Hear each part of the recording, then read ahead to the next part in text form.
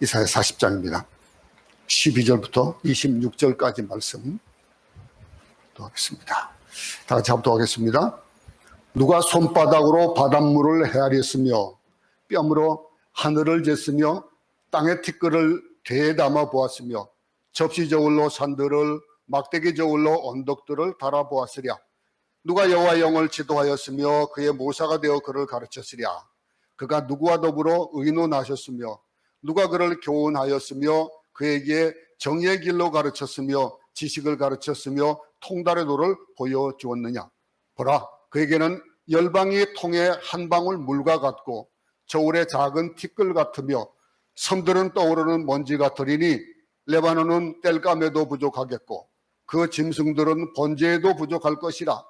그의 앞에는 모든 열방이 아무것도 아니라 그는 그들을 없는 것 같이 빈 것 같이 여기시느니라. 그런즉 너희가 하나님을 누구와 같다 하겠으며 무슨 형상을 그에게 비기겠느냐. 우상은 장인이 부어 만들었고 장색이 금으로 입혔고 또 은사슬을 만든 것이니라. 궁핍한 자는 거제를 드릴 때에 썩지 아니하는 나무를 택하고 지혜로운 장인을 구하여 우상을 만들어 흔들리지 아니하도록 세우느니라. 너희가 알지 못하였느냐? 너희가 듣지 못하였느냐? 태초로부터 너희에게 전하지 아니하였느냐? 땅의 기초가 창조될 때부터 너희가 깨닫지 못하였느냐? 그는 땅 위 궁창에 앉으시나니 땅에 사는 사람들은 메뚜기 같으니라. 그가 하늘을 차일같이 펴셨으며 거주할 천막같이 지셨고 귀인들을 피하시며 세상의 사사들을 헛되게 하시나니 그들은 겨우 심기고 겨우 뿌려졌으며 그 줄기가 겨우 땅에 뿌리를 박자 곧 하나님이 입김을 부시니 그들은 말라 회오리 바람에 불려가는 초계 같도다. 거룩하신 이가 이르시되 그런즉 너희가 나를 누구에게 비유하여 나를 그와 동등하게 하겠느냐 하시니라. 너희는 눈을 높이 들어 누가 이 모든 것을 창조하였나 보라. 주께서는 수요대로 만상을 이끌어내시고 그들의 모든 이름을 부르시나니 그의 권세가 크고 그의 능력이 강함으로 하나도 빠짐이 없느니라. 아멘.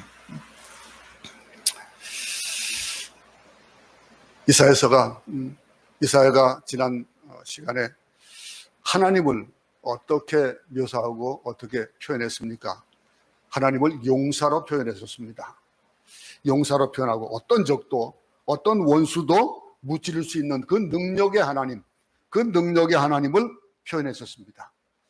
그 표현과 함께 동시에 하나님을 또 다른 면을 또 비교하면서 양떼를 돌보시는 그런 목자로 또 표현을 했었습니다. 이 양떼를 푸른 초장 맑은 물가로 인도하시는 그 이끌어내시는 목자, 그 목자와 용사는 아주 극명한 차이가 나지요. 그 극명한 차이가 나는 이사야는 그러면 그 하나님이 누구시냐라고 하는 것들을 다시 한번 말씀하시는데 누구와도 비교할 수 없는 이 천지 만물을 다 만드신 창조주 하나님이다. 그리고 위대하신 하나님이시고 영원한 하나님이시다. 이렇게 소개하고 있습니다. 아무리 우리의 좁은 소견을 가지고 하나님을 그려내도 다 못 그리지요. 방법이 없습니다. 어떻게 할 수 있는 방법이 없습니다. 오늘 본문에서 이제 하나님에 대한 설명을 이제 쭉 해주고 있는데 이걸 보다 보면, 이 본문을 보다 보면은 정말 나는 아무것도 아닌 존재구나. 나는 티끌 같은 존재구나. 라고 깨달을 수밖에 없는 거예요. 이거를 깨닫지 못하고 아직도 내가 어떤 강함을 가지고 있고 내가 어떤 능력을 가지고 이 세상을 살아간다 생각하면 꼼짝 못하는 거예요. 응? 방법이 없는 거예요. 어제 부스터 사실 맞았습니다. 지난 1차와 2차 마찬가지로 그때는 별 증상 없이 지나갔거든요. 그런데 어제는 좀 달랐어요. 물론 이제 형식이 다른 그런 주사긴 하지만은 오자마자부터 머리가 쪼개지듯이 아파요. 이 일이 지금 내가 보지 못했던 그러한 일들을 당하는 거예요. 그러면서 자연히 그냥 어쩔 수 없이 그냥 타이레놀 하나를 먹으라는 대로 먹었어요. 그러니까 좀 나아져요. 그런데 내 몸을 내가 감당할 수 없을 때 온몸이 쑤시는 거예요. 지금 여기도 온대장 파스가 지금 온대 다 발려져 있습니다. 그런데 이런 것 하나 내가 생각했던 것과 달라지는 이런 거, 조그마한 바이러스 하나 꼼짝 못하지, 그걸 어떻게 하지 못해가지고 그러고 있습니다. 물론 젊은 사람들은 좀 다르겠죠. 근데 우리 김씨도 같이 맞았는데 김씨는 똑같은 그런 증상이 있나 봐요. 막 그냥 뭐 더 심한 것 같아요. 그러면 젊은이들이 그렇게 그런 조그마한 주사 한 대 맞았는데 그것도 그 용량의 반밖에 안 맞힌다는데 그거 가지고 그렇게 몸을 꼼짝 못하냐 이거예요. 근데 그거를 보면서 우리 하나님과 한번 비교해보자 이게 오늘 말씀에서 비교해보는 것이 뭡니까? 오늘 12절 한번 보세요. 누가 손바닥으로 바닷물을 헤아렸냐? 뼘으로 하늘을 쟀냐? 땅의 티끌을 되에다가 담아보았느냐? 접시로 산을 또 막대저울로 언덕을 달아보았느냐? 어찌 우리 인간으로서 도무지 할 수 없는 것들, 어떤 인간이 손바닥으로 바닷물을 헤아릴 수 있겠습니까? 응? 어떻게 그 바닷물을, 인간의 한계와 동시에 하나님의 위대함을 보여주고 있는 그런 구절이에요. 손을 펴보세요. 이 손을 펴봐야 아무리 이게 이 검지가 여기까지 끝까지 한번 재도 아무리 길어봐야 20cm를 겨우 넘는 그 이상 넘는 그런 손을 큰 소주를 가지고 있어도 더 이상은 못 재요. 잴 수가 없어요. 또 이 손을 아무리 펴보세요. 이 손 가지고 바닷물을 어찌할 수 없어요. 참 이렇게 쉽게 표현을 해주고 있습니다. 인간의 손으로 하나님을 재보려고 하는 우리의 어리석음을 얘기하고 있습니다. 저 우주 만물을 보세요. 막 우주선을 쏘아 올리고 해도 그거 하나 제대로 하지 못해요. 그거 하나 조금만 틀려버리면은 그냥 공중에서 폭파돼 버리고 하는 그런 일들 봅니다.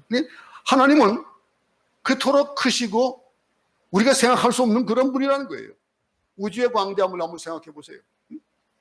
이스라엘은 누가 뼘으로 하늘을 재볼 수 있냐? 물론 눈앞에 갖다 대면 다 가려질 수 있겠죠. 이런 일들.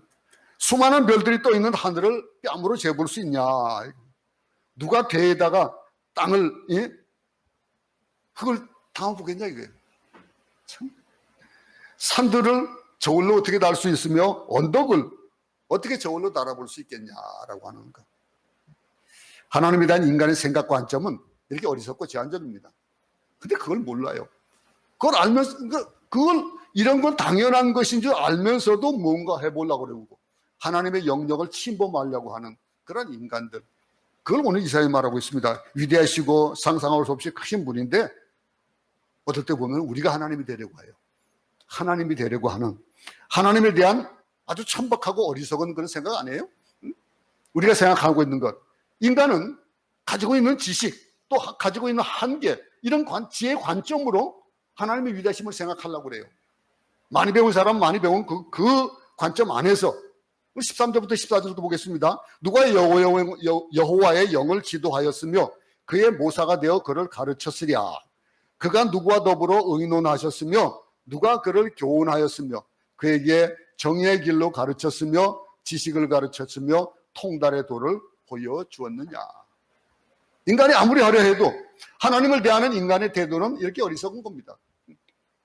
마치 하나님을 지도하는 것처럼 마치 인간이 이 모든 역사들을 만들어가는 것처럼 인간이 하나님보다도 그 지식이 많은 것처럼 말하고 그러면서 정치를 하고 전쟁을 하고 그러고 있다 이거예요. 이 이스라엘 백성들에게 그들이 지금 당하고 있는 형편을 예를 들면서 지금 얘기하는 그것이 지금 현재 우리가 뭐가 다릅니까? 아마 지금은 더 교만해지고 더 이것과 비교할 수 없는 그런 인간들의 나약함을 볼 수 있는 겁니다. 얼마나 어리석은 일입니까? 어리석은 일들. 여러 가지 어려운 문제가 있을 때에 위대하신 하나님을 의지하지 않고 그 찌꺼리만한 그 지식, 그 경험 이런 것으로 모든 문제를 해결하라고 하는 참으로 어리석은 일을 하는 것이 우리 인간이다 이거예요. 이 말에 수긍하지 않을 사람 누가 있습니까? 안 그렇습니까? 아무리 잘나도 석박사가 되고 모든 일에 통달을 한 사람이라 할지라도 안 되는 거예요. 하나님께서 잘해 주실 때 우리가 잘하면 좋아요. 하나님께서 조금만 잘해 주시면 뭐라고 생각합니까? 내가 잘나서 그런 줄 알아요. 교만해집니다. 근데 하나님께 대들면서 그러면서 하나님을 자신이 인도하는 듯한 그런 착각에 빠져 있는 그런 우매함, 교만함들을 우리의 삶에서도 본다는 거예요.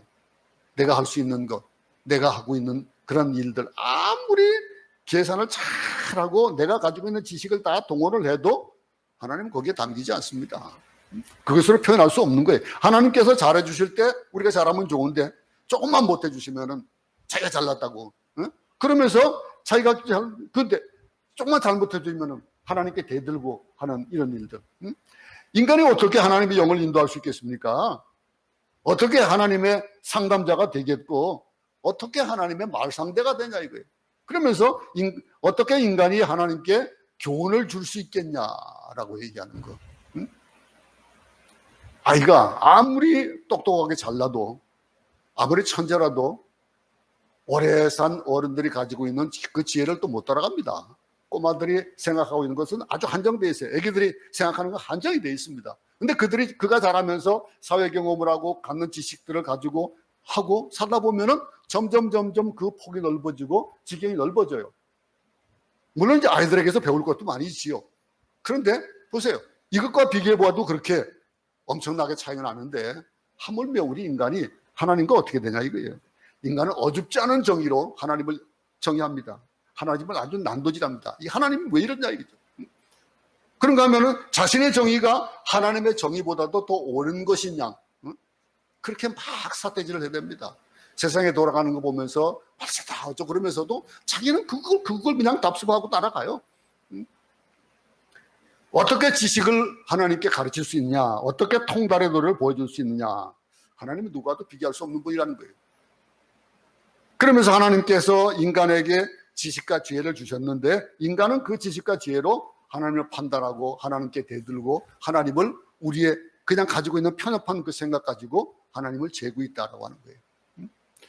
이사야서는 이런 인간의 오만함, 천박함 이런 것들을 얘기하면서 아주 당연한 얘기들을 하고 있어요. 하나님께서 보세요. 조금만 기온을 좀 누그러뜨려도 조금 우리는 여기는 그냥 열대지방이니까 좀 났으면 요즘 얼마나 살기 좋습니까? 아침에 나면 그냥 시원하고. 근데 3, 4월 돼 보세요. 그렇게 더울 때 꼼짝 못 하잖아요. 근데 한국에 지금 막 그냥 한파가 몰려온대잖아요. 그럼 한파가 올리면 아무리 꽁꽁 싸매도 어쩔 수 없습니다. 이 기온을 조금만 바꿔도 꼼짝하지 못하는데 태풍 한번 불어보세요. 태풍 한번 불어보면은 집이 날아가고 온 마을이 물에 잠겨버리고, 여기는 괜찮았습니다만서도 지난번 태풍에 우리 민다나오 쪽에 있는 선교사들, 비사에 있는 선교사들은 지금 온 교회가 다 날아가고 난리가 났어요.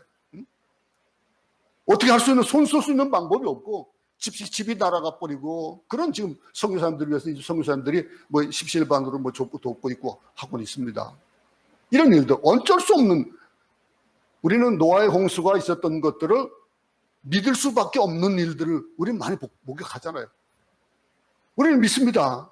하늘 문이 열리고 지하수가 터져가지고 이 세계가 물로 덮치는 것, 가능한 일인 겁니다. 지금 보세요. 지금은 북극이 얼음이 녹아가지고 온 해수면이 높아지는 그런 상황, 잠기는 나라가 얼마나 많아요. 이런 일들을 보잖아요. 그렇다면은 성경에서 말하고 있는 것이 뭡니까? 불로 심판한다는 얘기도 우리는 믿을 수밖에 없고, 그거 믿는 거예요. 그러다 보니까 어떻게 합니까? 우리는 우리의 옷깃을 여밀 수밖에 없는 거예요. 근데 하나님을 우리는 너무나도 간단하게 생각합니다. 하나님을 아주 편협하게 간단하게 생각하는 경향이 있다라고 하는 거예요. 근데 하나님을 무시하는 그런 일들을 보세요. 세상의 권력들 보세요. 세상의 권력들, 그들을 뭐라고 오늘 본문에서 표현하고 있습니까? 당시에 아수르, 애굽, 바벨론 등 거대한 제국이 있었습니다. 그 제국들이 지금까지 살아남은 제국이 있습니까? 이 나라들은 위대한 왕의 권력과 군사력으로 세상을 정복한 것 같고, 그렇게 아주 그냥 기세가 하늘을 찌를 듯이 아주 하늘을 닿았습니다. 근데 오늘 본문을 보세요. 15절부터 17절 보겠습니다. 보라, 그에게는 열방이 통의 한 방울 물과 같고 저울의 작은 티끌 같으며 섬들은 떠오르는 먼지 같으리니 레바논은 땔감에도 부족하겠고 그 짐승들은 번제에도 부족할 것이라. 우리가 성령을 받으면은 영의 세계를 이해하게 됩니다. 하나님의 세계를 이해하게 돼요.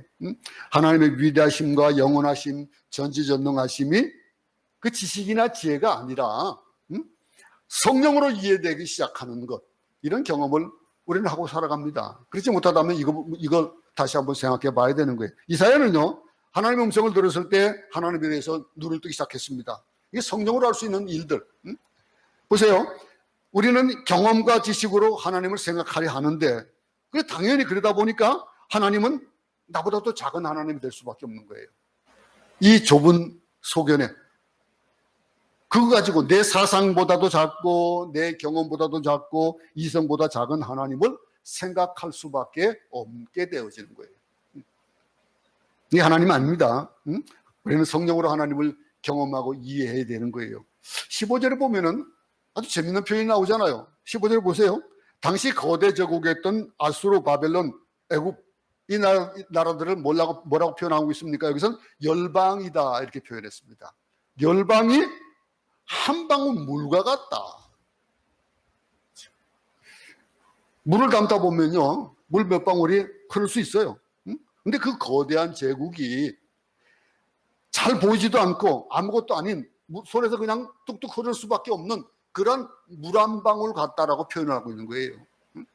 또 저울에 있는 작은 티끌, 저울에 뭘 올릴 때에 눈에 보이지 않는 다 그 작은 티끌이 저울의 눈금을 움직일 수 있습니까? 못 움직입니다. 지금은 사막이 되고 이게 폐허가 되었지만은요, 당시 레바논은요 굉장히 울창한 아주 산림지역이었습니다.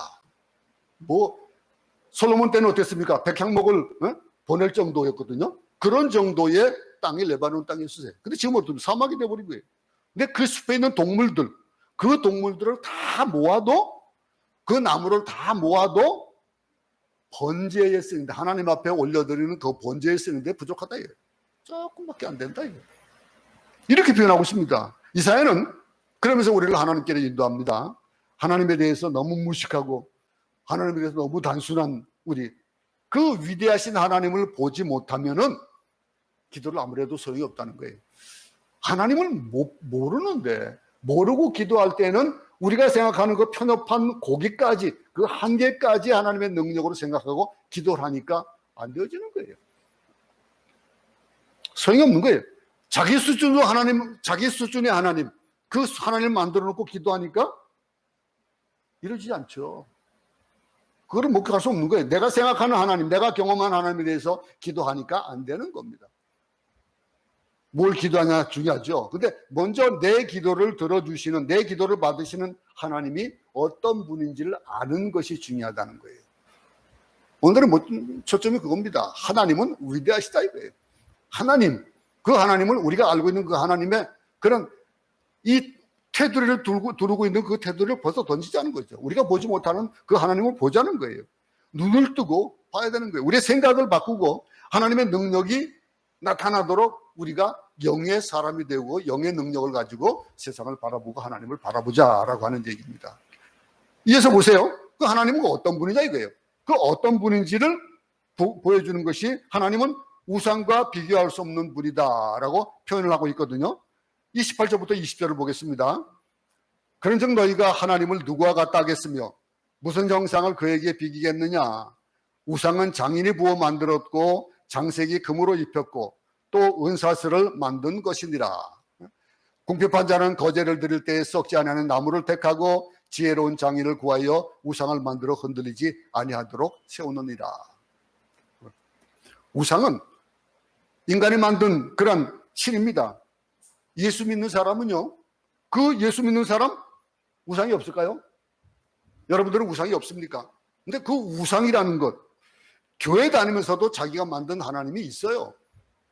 자기가 만드는 우상이 있어요. 인간은 우상을 만듭니다. 만드는데 나무나 돌이나 금이나 이런 형상을 만들어서 그걸 만들어 놓고 전합니다. 그걸 누가 만든 거냐 이거예요. 누가 만든 거냐 이거. 생각해 보세요. 사람이 만든 것이 어떻게 하나님이 될 수 있냐 이거. 사람이 만들었다는 것은 사람의 그 능력 안에서 만들어진 것이기 때문에 아무리 도달해도 사람의 영역을 넘어가지 못하는 거예요. 그 능력을 넘어가지 못하는 거예요. 내 손으로 만드는데 그것이 시해될 수 있겠습니까? 논리적으로 불가능합니다. 이 본 말씀 보면은요, 우상은 손재주가 좋은 사람이 금이나 은을 부어 만든다 그랬습니다. 근데 가난한 사람은 어떡합니까? 가난한 사람은 금이나 은을 살 수가 없어요. 그러다 보니까 어떻게 하는 거예요? 가지고 있을 수 있는 거, 내가 할 수 있는 것이 뭐예요? 나무니까 그 나무로 깎아 만들어요. 십자가도 우리 조심해야 됩니다. 이 교회 십자가를 다는 거, 이런 것들도 굉장히 조심해야 되는 거예요. 원칙적으로는 저는 이걸 반대합니다. 왜냐하면 우리가 십자가를 가지고 우리 목에 다는 거, 이런 십자가들 좋아요. 좋은데 그것이 언젠가는 내가 너무 무능해지고 내가 힘이 없을 때 그 하나님을 생각하면서 그 십자가가 하나님이 될 수 있는 거예요. 옛날에 그런 얘기 했었죠. 우리 어른들이 문지방을 넘지 말라 뭐 그런 얘기 했잖아요. 그런데 성경이 있으면 성경을 넘지 말라 그랬었어요. 그 성경이 실은 아니거든요. 하나님이 아니거든요. 근데 그 하나님을 바라보는 생각이 그렇게 바뀔 수 있다는 거예요. 우리가 가지고 있는 것들 아무리 좋아도 형체로 만들기 시작하면은 큰 위기가 오게 되는 거예요. 그 형태를 만들어 놓고 우상과 하나님을 비교할 수 없는 거죠. 하나님은 우리 그런 것들과 비교할 수 없는 분이다라고 하는 거 이해 못하는 분 누가 있습니까? 그걸 알지 못하는 사람 누가 있습니까? 우리가 가장 경계해야 될 것은 기독교를 우상화한다는 거예요. 기독교를 우상화하고 우리 예배는 형식화되기 시작합니다. 형식화가 되어지고 예배에서 그런데 하나님을 느끼지 못한다라면 어떤 일이 있겠습니까? 예배를 드리면서 형식에 조금 벗어났다고 해서 성령의 인도함을 받으면 바뀔 수 있어요. 근데 그 인도함에 따라 가지고 물론 그것을 우리가 얼마나 자제하면서 얼마나 하나님의 이름을 위해서 애쓰냐 노력하냐 그거에 따라 다를 수는 있어요. 근데 우리가 경계하면서 살아야 될 것. 교회가 형식은 있는데 예수가 없다. 그럼 그건 교회 아니에요. 예배 아니에요. 하나님이 안 계시면 안 되는 거죠. 로마에 가면 아마 건축교육 받을 겁니다. 그러면 이 바티칸도 있고 박물관도 있고 유적도 많은데 그곳에서 예수를 느낄 수가 없습니다. 온 성이 돌아가면서 막 그냥 뭐 형상들이 있고 거기에 그림들이 그려져 있고 이런 것들을 보면서 근데 예수가 없고 종교라는 껍데기만 남은 것에 마음들이 씁쓸해질 수밖에 없는 거예요. 이 나를 위해서 만들어진 것들 뭐라 했습니까? 너를 위해 새긴 그 우상 만들지 말라 그랬잖아요. 너를 위해서 우상을 만들 때 누굴 위해서 만듭니까? 남을 위해서 만듭니까? 아니 자기 위해서 만드는 거예요. 그것이 우리 가운데 건강이 될 수가 있어요. 하나님보다도 건강을 더 우선할 때 하나님보다도 물질을 더 우선할 때 그럴 때에 우리는 10계명 제2계명을 우리는 범하게 되는 경우가 많다는 거예요. 근데 그러면서 하나님은요 어디에다 비교할 수 없냐라고 하는 것을 또 한 가지 우상에 비교하다 보면은 보고 또 세상의 권력을 가진 사람들과 비교해 본다는 거예요. 근데 그것과 비교할 수 없다는 거죠. 또 이어서 21절부터 24절을 한번 읽어보겠습니다. 다 같이 합독합니다. 시작. 너희가 알지 못하였느냐? 너희가 듣지 못하였느냐?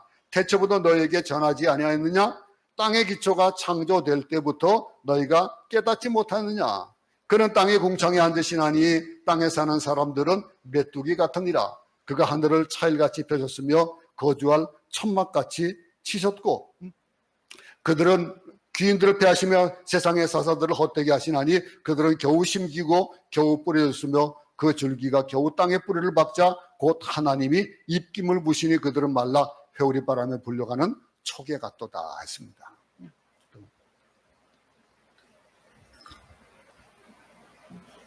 세상의 권력을 가진 사람들 마치 그 권력을 가진 사람들이 하늘같이 여겨지는 그들을 보면서 어쩔 줄 몰라 하는 그들을 하늘과 같이 생각하는 그런 일들이 있다라고 하는 거예요. 세상의 권력 가진 자들 세상에 돈 많이 가진 자들 그들에 더 붙여가지고 그들을 정말로 신같이 여기는 사람들이 이 세상에 있어요. 이 로마에서는요 짐승의 형상을 만들어 놓고 그리고 황제를 신이라고 했습니다. 그러면서 신격화가 되어져 가는 거예요. 그런데 그들 보세요. 세월이 지나면서 그들은 암살당하고 또 권력에서 추출되고 바뀌어 나가는 거예요. 그런데도 그들은 살아있으면서 그때가 자기가 신이라고 생각하는 거예요. 이 권력자, 정치가 근데 그들과 하나님을 비교하지 말라는 거예요. 하나님은 세상의 귀인들을 피하시고 세상의 군주들을 아무것도 아닌 것처럼 생각하신다라고 본문에 얘기하고 있습니다. 그러면서 하나님은요, 이 세상에 누구와도 비교할 수 없는 분이다라고 하는 것들을 계속해서 얘기해 주고 있어요. 24절, 25절 한번 또 다 같이 읽겠습니다. 시작. 그들은 겨우 심기고 겨우 뿌려졌으며 그 줄기가 겨우 땅에 뿌리를 박자 곧 하나님이 입김을 부시니 그들은 말라 회오리 바람에 불려가는 초계 같도다. 거룩하시니가 이르시되 그런즉 너희가 나를 누구에게 비교하여 나를 그와 동등하게 하겠느냐 하시니라. 25절 거룩하시니가 이르시되 그런즉 너희가 나를 누구에게 비교하여 나를 그와 동등하게 하겠느냐 하시니라. 이 말씀 보세요. 그 능력에 대해서 우리가 그들의 이름을 부른데 수혜대로 만상을 이끌어내고 그들의 모든 이름을 부르시나니 그의 권세가 크고 그의 능력이 강함으로 하나도 빠짐이 없다, 그렇게 얘기를 하잖아요.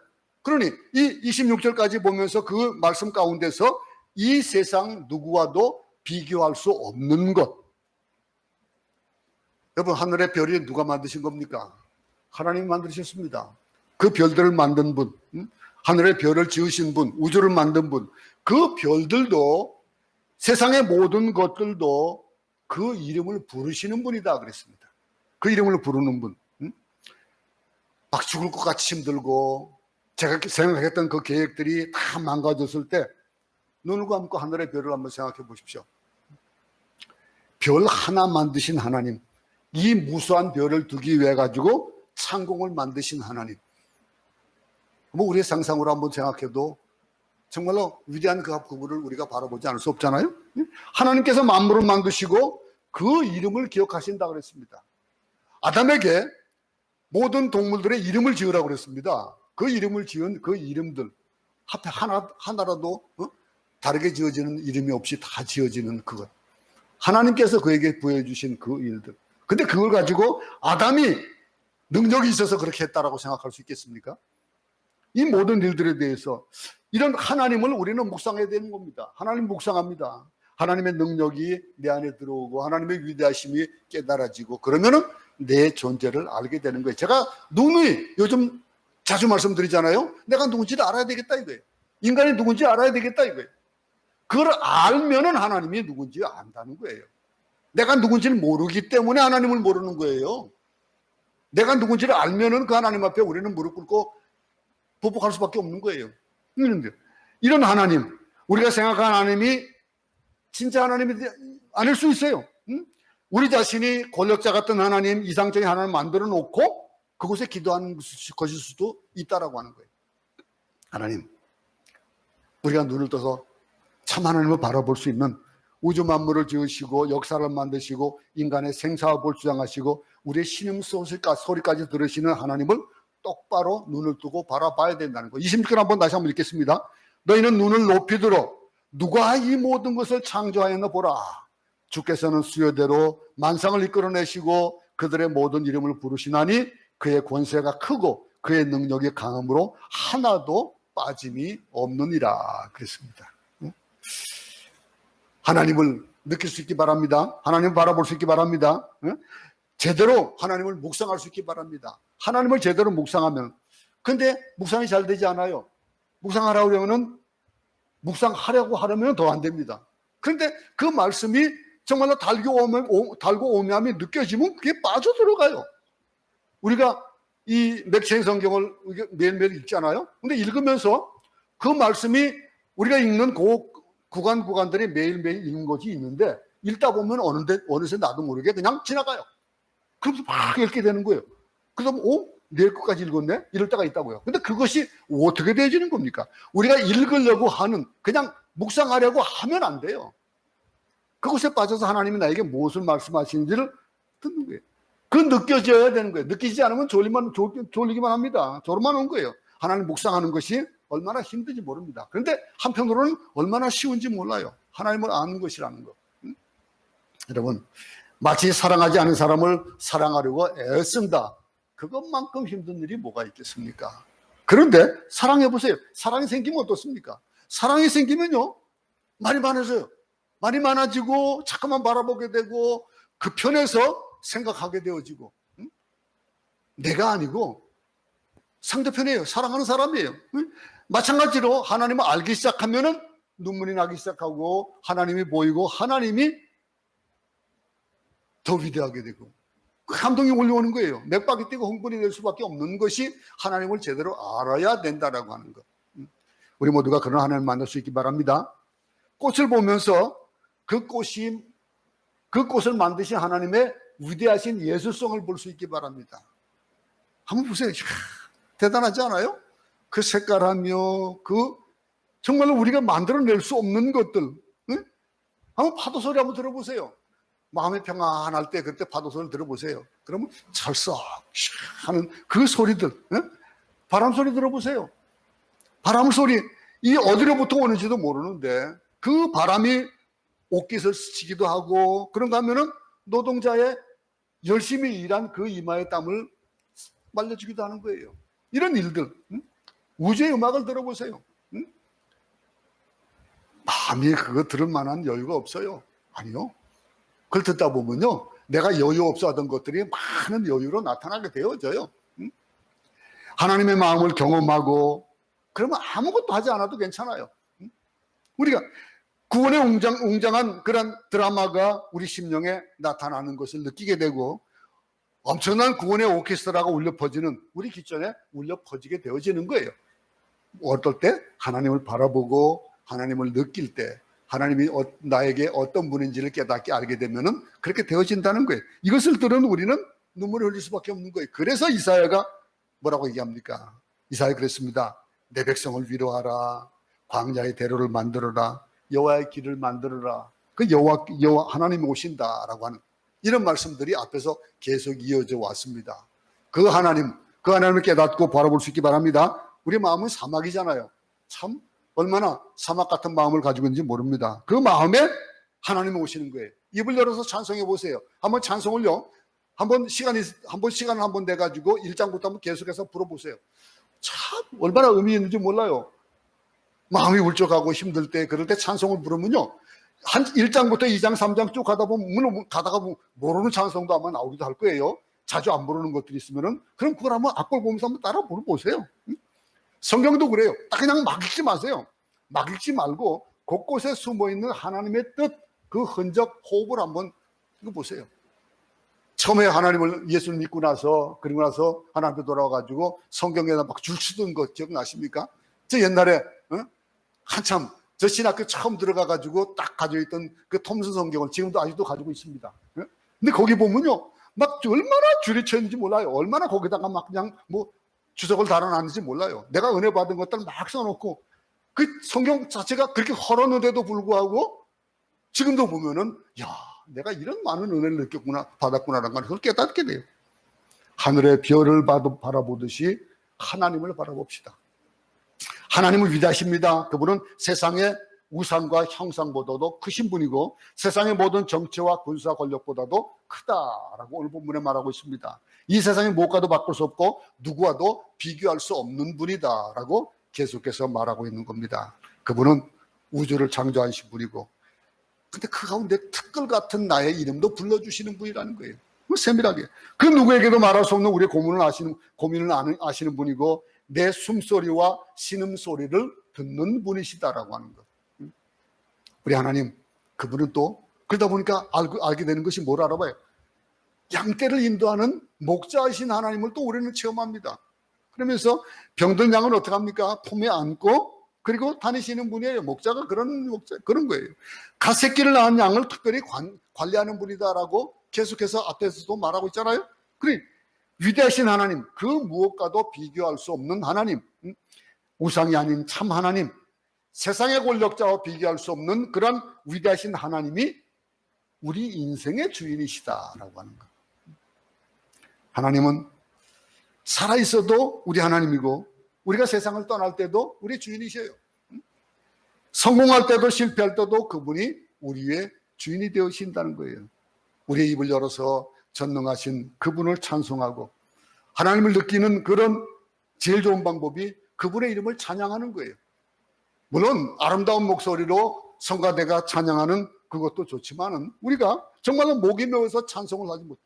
여러분들 아마 느껴볼 겁니다. 여러분들 18번 되는 찬송이 뭡니까? 요즘은 그분 찬송이 없을 수도 있을 거예요. 근데 보세요. 한참 그 찬송에 매여가지고 며칠씩 그것을 불렀던 찬송 없습니까? 있잖아요. 근데 그런 일들이 어떨 때에 그것이 끊어졌습니까? 세상에 초점을 둘 때, 하나님이 아닌 세상에 초점을 둘 때 그 찬송이 끊어져요. 근데 하나님께 초점을 두게 되면 찬송이 다시 되어지는 거예요. 우리가 길을 걷다가 하나님을 감당할 수 없어도 움직이지 못하는 것. 그러다가 하나님 앞에 올려드리는 찬양이 그게 예배예요. 이 예배의 삶이 계속 이어주시기 바랍니다. 세상의 고통과 아픔을 묵상하지 말고 하나님을 묵상합시다. 하나님 묵상하고 하나님을 바라봅시다. 그분께서 기적을 베풀어 주실 겁니다. 오늘도 우리에게 묻잖아요. 응? 너희가 누가 더불어 의논하느냐? 그에게 열방이 통에 한 방울 물과 같고 쭉 얘기하면서 그래서 뭐라고 얘기합니까? 하나님이 누구냐 이거예요. 하나님이 누구냐? 너희가 21절 한번 읽어보고 마치겠습니다. 너희가 알지 못하였느냐? 너희가 듣지 못하였느냐? 라고 묻잖아요. 응? 알지 못했느냐? 듣지 못했느냐? 하나님이 어떤 분이냐라고 하는 것. 그 창조주 하나님을 우리가 바라보고 그분을 묵상하고 그분을 체험하고 경험하는 우리 모두가 되기를 간절히 바랍니다. 하나님 아버지, 참 내가 나를 알 때에 얼마나 무지하고 얼마나 천박한지, 아무리 많은 지식을 가지고 지혜를 가지고 있다 해도 하나님을 그 그릇에 담을 수 없다는 것 다시 한번 바라봅니다. 주님, 우리가 하나님을 바라보게 하여 주시옵소서.